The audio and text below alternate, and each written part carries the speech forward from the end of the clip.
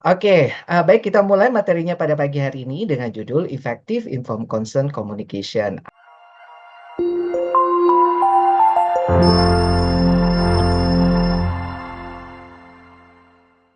Jadi kita pikir informed consent itu selalu berupa dokumen ya, berupa dokumen selembar kertas begitu ya.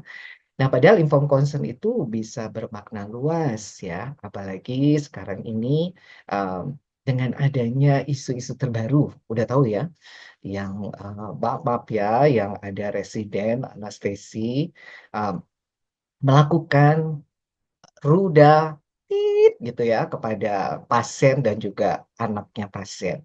Dan itu saya tentu saja sangat kecewa dan sedih karena itu mencederai ya, kepercayaannya masyarakat terhadap komunitas medis, di mana masyarakat itu pasien itu sudah istilahnya mempercayai ya, kepada dokter, kepada petugas kesehatan, yang mana kepercayaan itu akhirnya dilanggar.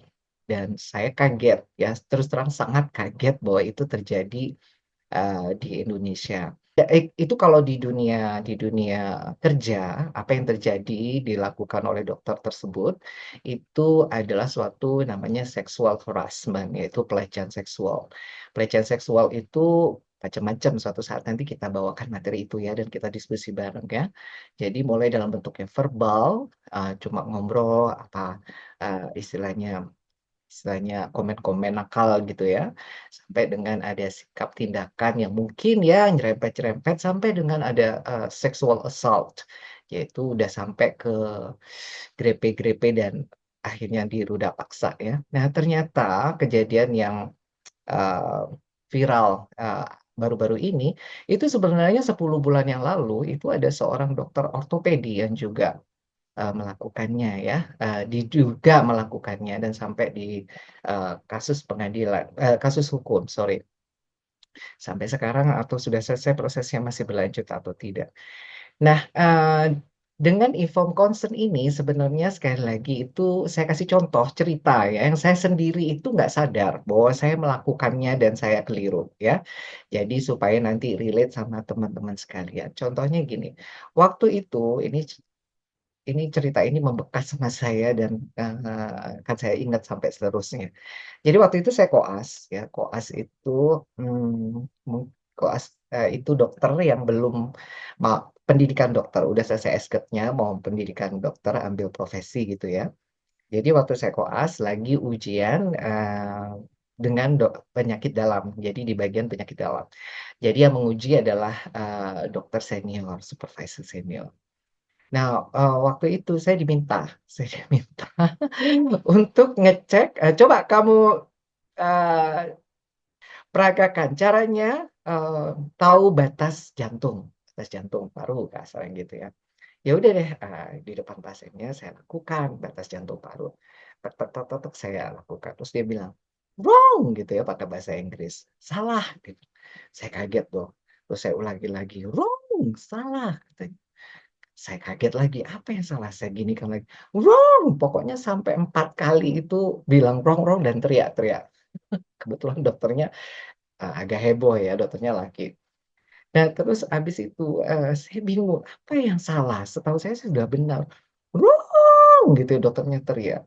Terus akhirnya dokter itu bilang, "You should ask excuse me first to the patient!" Dia teriak. Jadi katanya, "Kamu harus minta permisi dulu, minta izin dulu sama pasiennya," dia bilang gitu. Allahu Akbar, saya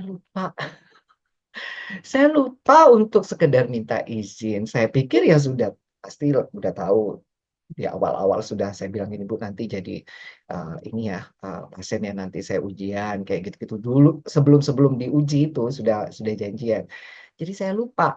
Nah ternyata itu sudah bagian daripada informed consent. Informed consent nggak harus berupa tertulis, tapi juga, berupa yang kata-kata persetujuan bahwa dia setuju, oke, mau, bersedia.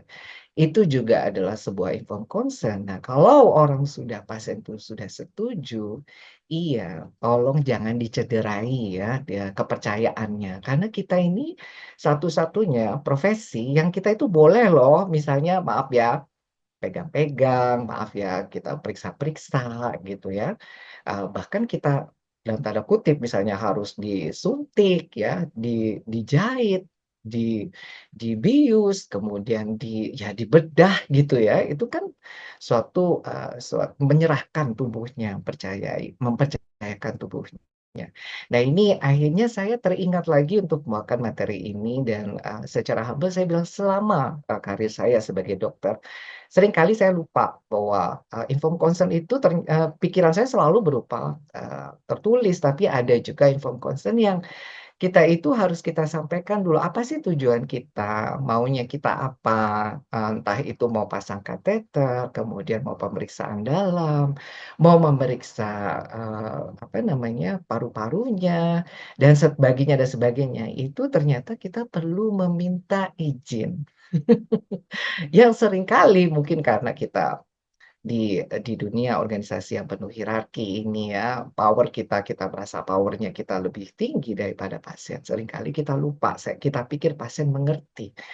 Dan mudah-mudahan itu cuma kejadian pada saya ya, dan kali ini berita yang viral, orang-orang itu akan semakin sensitif, which is good ya, dan itu bagus, dan saya harap nanti, mereka akan sadar boundaries-nya ya, batasannya, mana yang kira-kira ini benar atau enggak. Karena memang juga, sexual harassment itu bukan hanya terjadi pada pasien, tapi juga terjadi pada, dokter, terjadi pada perawat, tenaga medis, yang dilakukan oleh, ya itulah orang-orang sekitar juga ya. Nah, kaitannya kita sama-sama menjaga. Nah, melakukan awareness, eee, raising awareness bahasa Inggrisnya, raising awareness bahasa Indonesianya itu, eee apa ya, supaya banyak menjadi perhatian, itu salah satu cara yang paling baik adalah dengan edukasi. Dan memang harus diakui bahwa sexual harassment itu ada dan nyata ya, harus diakui dulu. Nah, jadi, ada orang yang melaporkan ya kejadian ini adalah sesuatu yang harus mendapatkan perhatian dan, satu-satunya cara terbaik untuk untuk, sexual harassment itu adalah, mencegahnya jauh lebih baik daripada sudah kejadian. Nah, satu-satunya cara untuk mencegahnya adalah dengan edukasi. Dan salah satu cara untuk pencegahan itu adalah informed consent yang baik menunjukkan kita punya kompetensi. Jadi periksa itu karena saya juga punya perawat laki-laki, sebelum saya datang ada cerita yang ternyata, ya itu dikomplain karena dianggap melakukan sexual harassment pada saat pemeriksaan ECG ya. Sempet patah hati dengan berita itu ya, karena saya merasa bahwa menjaga citra layanan kesehatan itu susah ya. Jadi dengan edukasi yang sering saya sampaikan itu juga, sangat-sangat berat. Tapi di satu sisi ada, kisah-kisah yang mencederai itu tentu saja bikin sangat sakit hati, tapi harus berhati-hati, ngomongnya ya. Dan mudah-mudahan ini juga menginspirasi ya para tenaga medis, tenaga kesehatan di luar sana yang mungkin punya punya kesempatan untuk juga, berbicara, berbagi, ini, sangat dibutuhkan ya di dunia layanan kesehatan ini. Oke, terima kasih itu aja dulu sekilas tentang curhatnya, mudah-mudahan nggak bikin bosen ya, biar keluar dulu, saya tuh lagi venting ya, keluar unek-uneknya. Alhamdulillah.